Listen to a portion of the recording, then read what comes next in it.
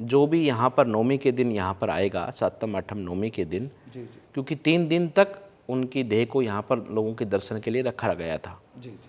तो इन तीनों दिन जो भी आएगा उसको साक्षात रूप में यहाँ पर मेरे दर्शन होंगे। तो यहाँ पर नवमी 7म 8म नवमी के दिन आसपास के गांव में बहन बेटियाँ जहाँ भी उनका रिश्ता हुआ हो वो सब अपने घर आएंगी और इस दिन बाबा के यहाँ पर नतमस्तक होंगे। धोख देने के मतलब एक तरह से उत्सव के रूप में पूरा ये क्षेत्र मनाता है।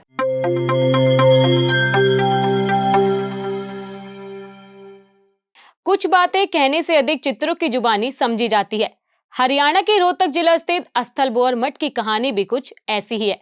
बाबा मस्तनाथ मठ के नाम से दूर दराज तक चर्चित अस्थल बोहर का यह धार्मिक स्थल लंबा इतिहास समेटे हुए है।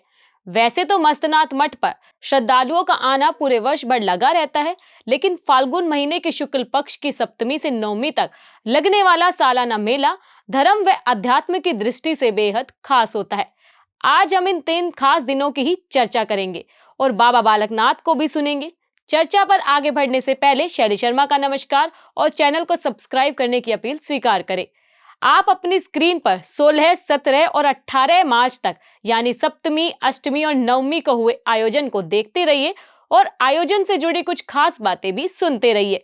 3 दिन न केवल धर्म और अध्यात्म की धारा बही, बल्कि कुश्ती जैसे परंपरागत खेल और मनोरंजन की गतिविधियां भी देखने को मिली। पहले बात करते हैं मठ के गद्दी नशीन महंत बाबा बालकनाथ की। अलवर के पूर्व सांसद रह चुके महंत चांदनाथ के ब्रह्मलीन होने के बाद बाबा बालकनाथ को मठाधीश का दायित्व मिला था। अपने गुरु चांदनाथ के स्थान पर बालकनाथ भी अलवर के सांसद बने। इस बार भाजपा ने इन्हें तिजारा विधानसभा से चुनाव लड़वाया। बाबा को भाजपा ने राजस्थान में प्रदेश उपाध्यक्ष की जिम्मेदारी भी सौंपी, लेकिन मठ में पहुंचते हैं तो बाबा राजनीति को छोड़ देते हैं। विनम्रता से कहते हैं यहाँ पर राजनीति नहीं, सिर्फ धर्म नीति। अस्थल बोहर मठ और बाबा बालकनाथ का यही गैर राजनीतिक रिश्ता है। हालांकि आशीर्वाद लेने के लिए मेले में कई राजनीतिक हस्तियां भी पहुंची, लेकिन राजनीतिक लोगों का मठ को नमन करने का सिलसिला पुराना है। यह अलग बात है कि जब पूर्व मुख्यमंत्री व कांग्रेस के वरिष्ठ नेता भूपेंद्र सिंह हुड्डा मठ पर पहुंचे और बाबा बालकनाथ से मिले तो कुछ लोगों ने नई राजनीतिक चर्चाओं को भी जन्म दिया। हम उनके आगमन में किसी तरह की राजनीति नहीं देख रहे हैं।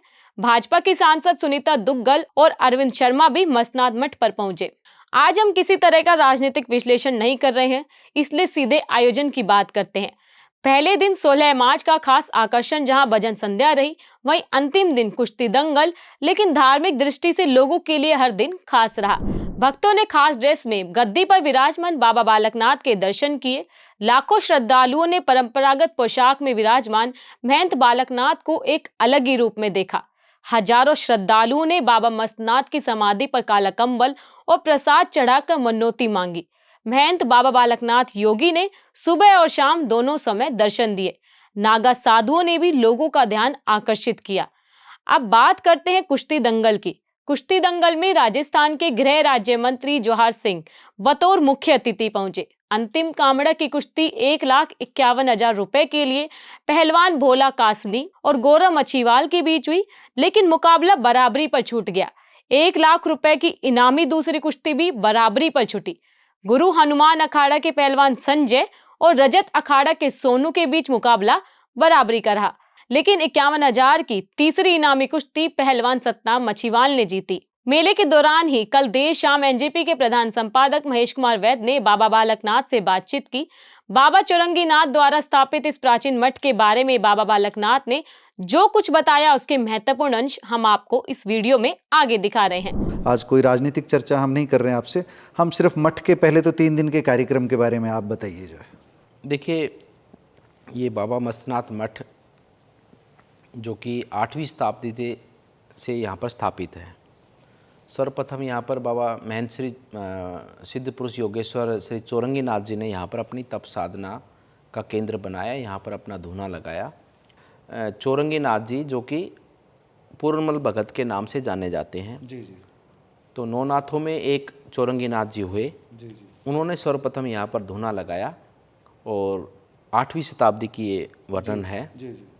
उसके बाद में नाथ संप्रदाय के अनेकों साधु संत योगेश्वर यहाँ पर महंत योगेश्वर के रूप में रहे। जी जी। लेकिन आज से लगभग 18वीं शताब्दी में सिद्ध शिरोमणि बाबा मस्तनाथ जी यहाँ पर आए तो यहाँ पर क्योंकि शुरू से ये राजगद्दी रही है, जी जी, तो साधु जो यहाँ पर थे उनमें बहुत अहम था इस प्रकार का, क्योंकि देखो प्रकृति या देवता समय समय वैसे तो बाबा मैं भी देख रहा था कहाँ मुख्यमंत्री की कुर्सी क्या करेगी, आज मैं यही देख रहा हूँ, मुख्यमंत्री की कुर्सी भी मुझे तो बौनी नजर आती है यहाँ। नहीं ऐसा कुछ नहीं है, हमारा जीवन समाज के लिए है। हाँ नहीं ठीक है, उस समर्पण की सेवा की ही जो सम्मान है जो। तो वो आए तो उन्होंने देखा कि जिस प्रकार की व्यवस्थाएं थी उसमें कुछ परिवर्तन की आवश्यकता थी, क्योंकि परंपराएं नाथ संप्रदाय की थी और उसी परंपरा के साक्षात स्वरूप महायोगी गुरु गोरक्षनाथ जी के स्वरूप में बाबा मस्तनाथ जी थे।